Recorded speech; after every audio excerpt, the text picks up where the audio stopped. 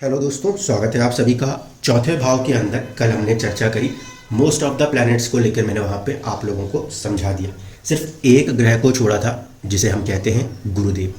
अब जुपिटर एक special case हो जाएगा जब कभी भी वो फोर्थ हाउस में आएगा, क्योंकि एक तरफ से तो वो अत्यधिक शुभ ग्रह हैं, लेकिन कहीं ना कहीं जो उनके कारक तत्व हैं वो बहुत ही ज़्यादा विस्तृत हैं। वो एक अकेले भाव के कारक ग्रह नहीं है, अपितु वो कुंडली में कम से कम 5 भाव के अकेले कारक ग्रह माने जाते हैं। इस अवस्था में जब गुरुदेव को देखा जाता है चौथे भाव में, तो वहाँ पे कुछ बातों को हमें जीवन के अंदर समझना पड़ेगा। एक होता है कि मीठी मीठी बातें और एक होती है थोड़ी सी जीवन की हकीकतें। तो यहाँ पर सिर्फ इस बात से कि गुरुदेव चौथे भाव में चंद्रदेव की राशि में उच्च हो जाते हैं तो वो बहुत अच्छी स्थिति है, ऐसा कहना अवमन गलत सिद्ध हो सकता है।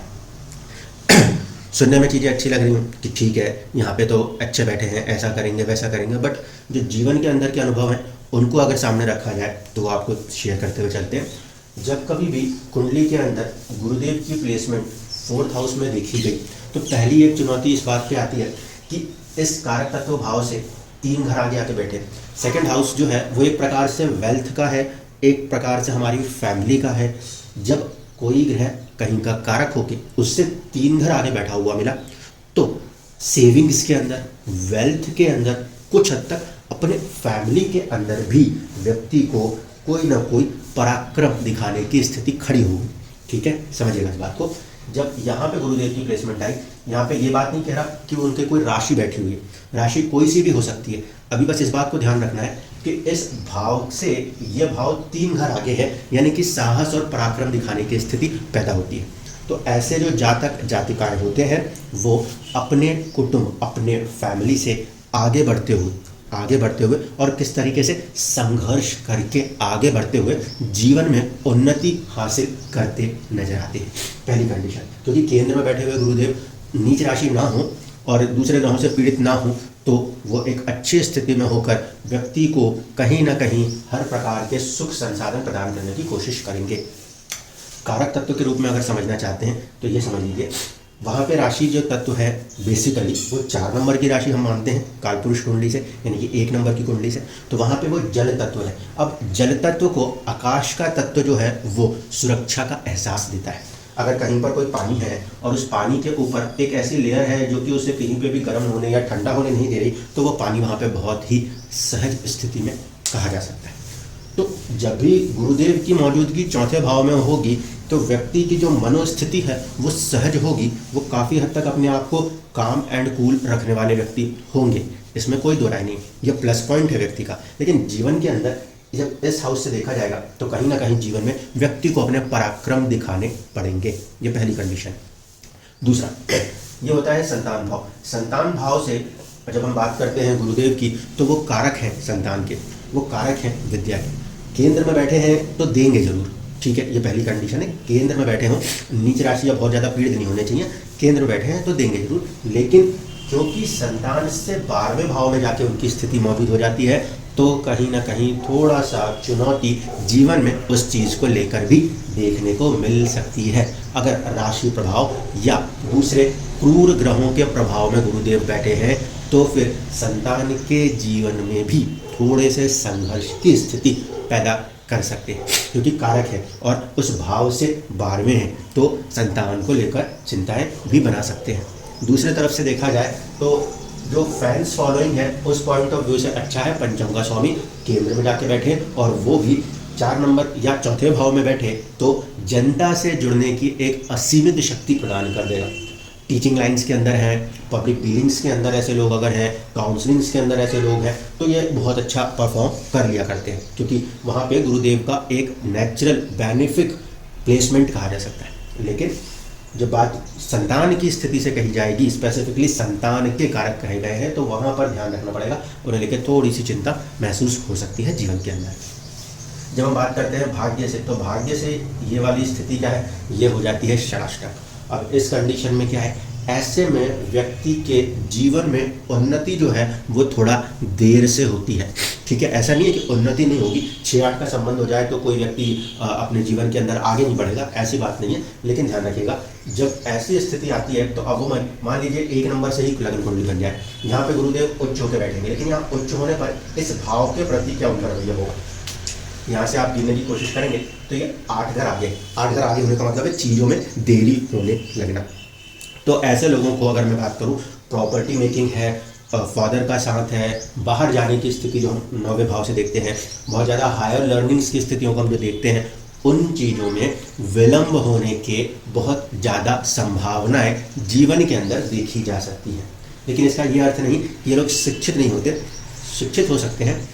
उन चीज़ों में, उन कारक तत्वों के अंदर थोड़ा सा संघर्ष या थोड़ा सा देरी का सामना करना पड़ता है जब कभी भी गुरुदेव की मौजूदगी चौथे भाव में देखी जाती है। ठीक है, इसके बाद इनका एक कारक तत्व हम जोड़ते हैं जो कि दसम भाव से है। दसम भाव जो है वो राजकृपा का भाव। अब राजकृपा के भाव के ऊपर जब गुरुदेव की दृष्टि पड़ती है तो कहीं ना कहीं किसी न किसी रूप में किसी सरकार के साथ जुड़ के या किसी प्रकार के धार्मिक संगठनों के साथ जुड़ के, क्योंकि गुरु जो है वो कहीं ना कहीं धर्म ज्ञान वेदांत को भी दर्शाने की कोशिश करते हैं। ऐसी स्थिति में उन शिक्षाओं के साथ व्यक्ति जीवन में अपने स्टेटस को हासिल करने की स्थिति में आ जाता है। तो यहाँ पर केंद्रीय प्रभाव से देखा जाए तो पॉजिटिव हो जाता है। ठीक है, जीवन में देर से ही सही, लेकिन व्यक्ति अपनी उन्नति आवश्यक रूप से कर जरूर लेता है। नीच ना हो जाए, बहुत ज़्यादा पीड़ित अवस्था में नहीं होने चाहिए, फिर वो अच्छी कंडीशन से आपको रिजल्ट्स कर देंगे। अगर हम बात करें अर्निंग्स के केस में, तो हम जब 11th हाउस के कंटेक्स्ट में बात करते हैं जुपिटर की, तो वहाँ पर क्या होता है, ये कॉम्बिनेशन फिर 6-8 जैसे कॉम्बिनेशन बनने लगते हैं। अब क्या है, यहाँ से गिनना शुरू करेंगे तो ये 6 घर आगे जाके बैठे, यानी कि अर्निंग्स जो होनी चाहिए, जिस प्रकार से कमाई हो जानी चाहिए, उसमें एक छोटा सा संघर्ष की स्थिति जीवन में देखी जा सकती है, या ये कह लीजिए मेहनत अत्यधिक हो रही होती है और उस लिहाज से व्यक्ति को उतना जो रिजल्ट मिलना चाहिए इनकम के मामले में, अर्निंग्स के मामले में, वो थोड़ा सा कम हो जाता है। क्यों? क्योंकि भाव के स्वामी और कारक, जब हम तीनों की बात करते हैं, मान लीजिए भाव और भाव के स्वामी अच्छे बैठे हैं, लेकिन कारक की स्थिति ऐसी बन जाएगी तो 33% तक की चीज़ें पीछे हट जाएंगी। इसको समझिएगा, जब कभी भी हम कारक की बात करते हैं तो उसका असर कुंडली के ऊपर प्रभाव को 33% तक रखता है। मेजर प्रभाव भाव और भाव के स्वामी का है। अगर भाव और भाव के स्वामी ने किसी चीज़ को डिनाय कर दिया तो ऐसी स्थिति में कोई भी कारक तत्व उसको पूरा ना कर पाएगा। इसीलिए पहली कंडीशन, इन चीज़ से एकदम से इस बात पे नहीं आएगा कि यहाँ पे तो बैठ गए हैं तो हमारी तो इनकम ही नहीं है, हमारी तो अर्निंग ही नहीं, हमारा तो नेटवर्किंग ही नहीं बनेगा, ऐसा नहीं। अगर यहाँ पे उनकी प्लेसमेंट है तो आपको ये समझना पड़ेगा कि हाँ, उतने खुलकर एकदम से अर्निंग्स नहीं आ रही हैं जिस हिसाब से आप मेहनत कर रहे हो, ये बात समझिएगा। दूसरा फैक्टर देखिए, जब यहाँ पे गुरुदेव की प्लेसमेंट होगी तो 12वें भाव से अगर उनका एक नाता समझा जाए, वो क्या है, वो है चैरिटी का, वो है एक प्रकार से मोक्ष का। और फिर गुरुदेव वहाँ पे दृष्टि भी दे रहे हैं और साथ साथ अष्टम भाव पर भी दृष्टि दे रहे हैं। इस लिहाज से जब ये प्लेसमेंट आती है जीवन के अंदर तो कभी कभी व्यक्ति अपने जन्म स्थान से दूर हटकर अपने आप को बेहतर महसूस करता है। अब यहाँ पे देखिएगा, मैंने मोक्ष को यहाँ पे इस रूप में नहीं कहा कि वो एकांतवास में जाकर अपनी उन्नति कर रहा है। गुरुदेव जो है वो फैलाने की कोशिश कर सकते हैं। ठीक है, एक्सपेंशन करने में 2 प्लैनेट्स ज़्यादा काम करते हैं, एक राहु और एक गुरुदेव। तो ये वर्चस्व को बढ़ाने के लिए दूर कहीं जाकर अपनी उन्नति करने की ताकत देते हैं। और अष्टम पे इनके दृष्टि प्रभाव जब यहाँ से पड़ती है तो रिसर्च हो गया, किसी तरीके की इंजीनियरिंग्स हो गई, ठीक है, उस तरीके का टेक्नोलॉजी से जुड़े हुए कामों के अंदर ऐसे व्यक्तियों के अंदर कहीं ना कहीं किसी न किसी रूप में उत्साह आवश्यक रूप से है। इसका ये अर्थ नहीं कि व्यक्ति ने जाके इंजीनियरिंग पढ़ी हो, उसने मेडिकल पढ़ी हो, ऐसा कुछ नहीं है, लेकिन वो एक इंटरेस्ट पैदा करके आवश्यक रूप से जीवन में देता है। क्यों? क्योंकि जहाँ पे भी जिन भावों को भी वो देख रहे होते हैं उसमें कहीं ना कहीं एक पॉजिटिव सपोर्ट देने की कोशिश करते हैं। कई दफ़ा ये राजनीतिक क्षेत्र के अंदर ले जाने की परिस्थितियों को दर्शाने लगते हैं, हमेशा नहीं, कुछ स्थितियों में, ठीक है। अब एक एग्जाम्पल को साथ में ले रहा हूँ। कुछ दिन पहले किन्हीं सज्जन का एक पोस्ट था कि वीडियो तो बहुत अच्छी है लेकिन मोदी जी की कुंडली जो है वही गलत है। अब कुछ लोगों ने 7 नंबर से लगन बनाने की कोशिश कर रखी है, तो उसमें तो हम कुछ नहीं कह सकते, लेकिन अब परिस्थितियों को समझिएगा। अगर इस कुंडली को उस कुंडली के इक्विवेलेंट लेकर आने की कोशिश करूँ एक बार के लिए और फिर चीज़ों को समझाऊँ, तो शायद चीज़ें समझ में आ जाएंगी कि कैसे एक्चुअल में प्लैनेट अपने कारक तत्वों से काम करते हैं। अगर यहाँ पे 8 नंबर बना दूँ, यहाँ पे 9 नंबर डाल दें, ये 10 नंबर डाल दें, ये 11 नंबर डाल दें, ये हो जाएगा 12, 1 2 3 4 5 6 और ये हो जाएगा आपका 7। यहाँ पर प्लेसमेंट जो है यहाँ के स्वामी की है, बुध की थी, सूर्य की थी और केतु पॉजिटिवली बैठा हुआ है, ठीक है। यहाँ पे राहु की प्लेसमेंट थी, ठीक। इसके बाद यहाँ पे शनि और यहाँ पे शुक्र की प्लेसमेंट थी। इतनी प्लेसमेंट्स हमारे लिए मेरे हिसाब से काफ़ी है। पहला हाउस को मंगल और चंद्रमा का सानिध्य प्राप्त है, ठीक। अब यहाँ से देखिए, लगाते हैं एक करके चीज़ों को। यहाँ पे गुरुदेव की प्लेसमेंट है। गुरुदेव की प्लेसमेंट इस भाव से भी, वहाँ के वो कारक हैं उससे भी कहाँ पे है, 3 घर आगे है, ठीक है। व्यक्ति का इनिशियल जीवन जो है, जो कुटुंब है, वो थोड़ा सा संघर्षमय स्थितियों से गुजरा और उसके अंदर भी शनि की राशि प्रभाव होने के कारण ये एक तरीके से सेट था कि ऐसा होगा। सो कॉल्ड, जैसे मैंने कहा था, 11 नंबर की जो राशि है उससे भी हम किस में देखते हैं, संचित के रूप में देखते हैं। तो संचित वाले प्रभाव के तहत जीवन के अंदर सेकंड हाउस का जो कुटुंब है वहाँ पर सभी लोगों ने, उन्होंने, उनके भाइयों ने, उनकी माता ने, उनके पिता ने कुछ चुनौतियों को देखा, ठीक है, पहली कंडीशन। तो इस भाव से जब 3 घर आगे है तो उस चीज़ के लिए क्या होगा, थोड़ा सा प्रयत्नशील होना पड़ेगा, थोड़ा सा संघर्षमय होना पड़ेगा, पहली कंडीशन। दूसरी कंडीशन, संतान की स्थिति से अगर हम बात करते हैं तो वहाँ से उस भाव और भाव के स्वामी के साथ साथ कारक, ये सारे का सारा ग्रह उठ के पीछे चला गया, अपने से बाहर में चला गया। यानी इस पर्टिकुलर हाउस के कंटेक्स्ट में अगर हम ये बात करते हैं तो फिर खुद की संतान की स्थिति में जब देखेंगे, भाव, भावेश और कहीं ना कहीं कारक वो एक साथ जाके बैठे हुए हैं अपने से बाहर में। फिर उसके ऊपर शनि जैसे ग्रह की दृष्टि है, राहु जैसे पृथकता वाली ग्रह का प्रभाव भी है राशि में बैठने के कारण। इस स्थिति में उस तरफ व्यक्ति का आगे बढ़ने का कोई भी इरादा अवमन नहीं बना, ठीक है। फिर हमने फॉर्मेशन में देखा कि इसका इसके साथ संबंध, व्यक्ति जीवन में देर से सामने आया, ठीक है। कभी सूर्य की मूवमेंट से ये समझाने की कोशिश करूंगा कि कौन कौन से साल में व्यक्ति अपने व्यक्तित्व को बना सकता है, वो वीडियोस कभी फ्यूचर में देखेंगे, लेकिन इतना समझिए, यहाँ से ये प्लेसमेंट होने के कारण व्यक्ति जो है वो जीवन में बाहर निकल के जो आए हैं बहुत लंबे अवधि के बाद आए। गुरुदेव की प्लेसमेंट भले चौथे भाव में, लेकिन जब हम भाग्य की स्थिति में बात कर रहे हैं, जब हम धर्म की स्थिति में बात कर रहे हैं, जब हम पिता की स्थिति में बात कर रहे हैं, तो वहाँ से अष्टम में बैठे हुए हैं। ऐसे स्थिति में चीज़ों के प्रति भाग्य जो है वो बढ़ना धीरे धीरे धीरे करके काम करता है। 1950s का बर्थ है और अपॉर्चुनिटीज़ आते आते तकरीबन 2000, 2001, 2002 का समय लग गया। इसको आप समझ सकते हैं कि किस्मत, जब राज्य मिलता है तो राज्य के कारक ग्रह तो खुद गुरु है, लेकिन यहाँ से इस स्थिति में देर से मिलता है, इसको समझिएगा।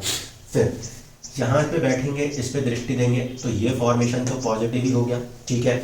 इस फॉर्मेशन के अंदर 2 प्लस पॉइंट ऐड ऑन हो गए थे। वो कैसे, एक तरफ से शुक्र जो कि पद प्रतिष्ठा का स्वामी है, जो कि सप्तमेश है, उसके ऊपर गुरु की दृष्टि थी और परस्पर दृष्टि शुक्र की गुरु के ऊपर थी, शुभता वाली दृष्टि थी। शनि का प्रभाव और राहु का प्रभाव संतान को तो काउंटर कंट्रोल कर लेगा, ठीक है, क्योंकि वो दोनों पृथकतावादी ग्रहों में से एक है। लेकिन जब हम बात करें कि शुक्र ने गुरु को, गुरु ने शुक्र को देखा, ये दोनों नैसर्गिक शुभ ग्रह हैं, इन दोनों ने एक दूसरे को आपस में देखा। ये भाव पद प्रतिष्ठा पाने के लिए बहुत इंपॉर्टेंट होता है, 7th हाउस। अगर कुंडली में 12वें भाव की स्थिति की बात की जाए तो 12वें भाव का स्वामी अपने आप को न्यूट्रलाइज कर देता है और वो दूसरा जिस भाव का स्वामी है उसके फल करता है। ये नियम लागू होता है 2nd हाउस पे भी और ये नियम लागू होता है हमारे 12th हाउस पे भी। तो गुरु यहाँ पे इसके लिए न्यूट्रलाइज हो जाएंगे, इसके लिए क्या हो जाएंगे, पॉजिटिव। तो 2nd हाउस लॉर्ड होकर गुरु यहाँ पंचम का प्रभाव करेगा, शुक्र यहाँ पे 12th लॉर्ड होकर सप्तम का प्रभाव करेगा। पद प्रतिष्ठा में एक भाव इंपॉर्टेंट 7th, दूसरा भाव इंपॉर्टेंट पंचम। ये दोनों एक दूसरे के लिए जब वर्क करेंगे और एक दूसरे पे दृष्टि दे रहे हैं तो जीवन में कहीं ना कहीं उन्नति दे रहे हैं, पहली पॉजिटिव कंडीशन। और दोनों केंद्र में आके बैठे हैं, इसका मतलब श्योर शॉट इवेंट है, होके रहेगी। भाव का स्वामी और कहीं ना कहीं गुरु खुद एक कारक रूप में आगे आके बैठे।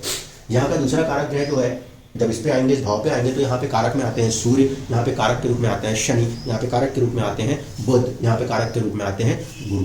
तो ऐसे स्थिति में देखा जाए तो शनि के ऊपर भी शुभ दृष्टि है, सूर्य का उस भाव से नाता है, वो भाव हर तरह के कारक के द्वारा प्रभावित है और शनि जनता का कारक भी। तो यहाँ पर एक सपोर्ट अगेन मिला। लेकिन फिर वही चीज़ कह रहा हूँ, इस पर्टिकुलर हाउस से अगर आप जिंदगी को देखोगे, फैमिली के एक्सपेंशन के रूप में देखोगे, पीछे की चीज़ों को देखोगे तो संघर्ष है। यहाँ से जब हम संतान के रूप में देखेंगे तो अगेन संघर्ष है। जब हम इस फॉर्मेशन को इसके लिहाज से देखेंगे, नेटवर्किंग के इस लिहाज से देखेंगे, तो फिर वही 6 घर आगे बैठे। 6 घर आगे बैठने में क्या होगा, देखिए सूर्य बुध ये दोनों के दोनों पॉजिटिव हैं क्योंकि फ्रेंडली हाउस में बैठे हैं और 10th हाउस का लॉर्ड यानी कि एक प्रबल केंद्र का स्वामी होकर राजस्थान में जाके बैठा है। गुरु की दृष्टि अष्टम पर है जो राजनीति में खींच के ले जाने की एक शक्ति दिखाती है। क्यों? क्योंकि परिवर्तन करना जीवन के अंदर जो एक उद्देश्य होता है वो कहीं ना कहीं एक राजनीति या फिर किसी प्रकार के एनजीओ के द्वारा ही संभव होता है। जिन लोगों ने जीवनी पढ़ रखी है उन्हें पता है कि व्यक्ति ने सबसे पहले सारी चीज़ों का त्याग किया और वो कहीं ना कहीं अपने आप को हिमालय के पास लेके जाते हैं, यानी कि सारी चीज़ों से दूर हटने की पहली प्रयास करते हैं। परिवर्तन का पहला प्रयास वहाँ से होता है। दूसरा प्रयास जो हुआ वो फिर राजनीति के क्षेत्र से होता है। अब इसमें इस भाव के अंदर भाव का स्वामी उच्च राशि स्थिति में बैठा हुआ है, अष्टमेश होकर वहाँ पे बैठा है। इसका मतलब है कि उनके नेटवर्किंग में बहुत अचानक से प्रभाव आएगा, 11th हाउस में बहुत अचानक से प्रभाव आएगा। ठीक है, अर्निंग्स के लिहाज से अगर हम बात करें, केतु की मौजूदगी थोड़ा सा पीछे छोड़ेगी, लेकिन फिर भी देश में जब कोई व्यक्ति बड़े पदों पर बैठते हैं तो अर्निंग्स की तो अपने आप नेचुरल कंडीशन बनती है। तो आप समझ सकते हैं भाव का स्वामी कहीं ना कहीं पॉजिटिव है। दूसरा, उससे उसके मित्र का सपोर्ट हासिल है, सूर्य का सपोर्ट हासिल है, तो वहाँ पे बुधादित्य राजयोग कार्य करने की स्थिति में अवगमन बना हुआ है। दूसरा, केतु जिनके साथ जुड़ेंगे उनको सपोर्ट करेंगे, तो वहाँ पे जो बुध है उसको और सपोर्ट मिला। इस पूरी स्थिति में इस व्यक्ति को यहाँ पर एक स्ट्रॉन्ग मटेरियल एंड नेटवर्किंग का सपोर्ट मिलता है। मास मीडिया कम्युनिकेशंस के लिए मर्क्यूरी काम करता है और यहाँ से राहु काम करता है। व्यक्ति को अपने पीछे मीडिया ले जाने की आवश्यकता नहीं पड़ती, वो नेचुरल उसके पीछे चले जाता है। लेकिन जब हम बात अर्निंग्स के रूप में करेंगे, अर्निंग्स के रूप में व्यक्ति बहुत ज़्यादा किसी पैसे की तरफ अपने झुकाव को नहीं दिखाएगा। अगेन फिर वही कंडीशन है, जुपिटर की जो प्लेसमेंट है वो इस पर्टिकुलर हाउस से क्या है, 6th हाउस की तरफ जाती है, छठे हो जाती है। छठे होने का मतलब है उसको लेकर किसी प्रकार का कोई उत्साह नहीं है, बल्कि संघर्ष की स्थिति है। लेकिन दूसरी बात है, अगर गुरु जैसा ग्रह, ध्यान से समझिएगा बात को, अगर गुरु जैसा एक सौम्य ग्रह किसी भाव से 6 या 8 हो भी जाता है तो भी वहाँ पे संघर्ष में सौम्यता जरूर रखता है, ये प्लस पॉइंट है। इसकी जगह अगर मान लीजिए कोई दूसरा क्रूर कठोर ग्रह होकर वह ऐसा कारक बन जाता, तब तो फिर वो आंखों में आंसू ला देता। लेकिन गुरु एक सौम्य ग्रह है और बेनिफिट पॉइंट पे बात करें तो सबसे ज़्यादा बेनिफिट प्लैनेट है, सबसे ज़्यादा सौभाग्य देने वाली स्थिति अगर कोई ग्रह दिखाता है तो वो गुरु दिखाता है। इस स्थिति के कारण जब हम यहाँ पे प्लेसमेंट्स को लेते हैं तो 90% केसेस के लिए हम उसको पॉजिटिव वे में ही लेते हैं।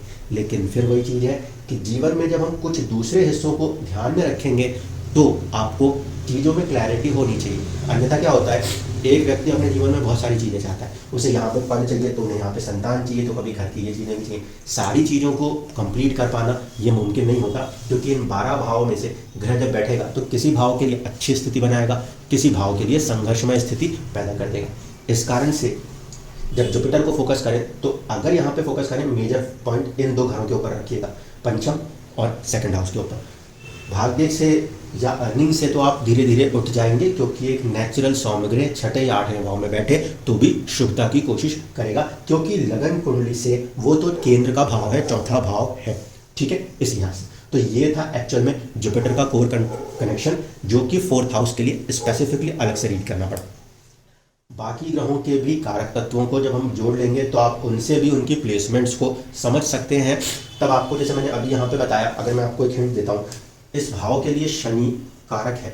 ठीक है, अगर यहाँ के लिए शनि कारक है, ऐसी स्थिति में शनि यदि यहाँ बैठ जाए तो क्या अवोमन कंडीशन को आप लगा सकते हैं। आप आराम से लगा के देखिएगा, क्योंकि जो ग्रह जिस भाव के कारक होते हैं वहाँ से अगर अच्छी स्थितियों में जाएंगे तो उसको कितना बढ़ाएंगे कितना घटाएंगे, ये प्लस माइनस की कैलकुलेशंस आपको समझनी पड़ जाएगी। एक चीज़ और बोल दूँ, 11 नंबर का गुरु ऐसा माना जाता है उसी प्रकार का प्रभाव करते हैं जिस प्रकार का प्रभाव एक तरीके से 4 नंबर की राशि में गुरुदेव करते हैं। उच्च राशि स्थिति का प्रभाव वो इसलिए भी होता है क्योंकि गुरु अपनी नीच राशि से आगे निकल जाते हैं जब वो 10 नंबर की राशि पार कर लेते हैं। तो ऐसे व्यक्तियों के जीवन में उन्नति जो है वो गुरु की कृपा से धीरे धीरे आगे बढ़ती हुई नजर आती है।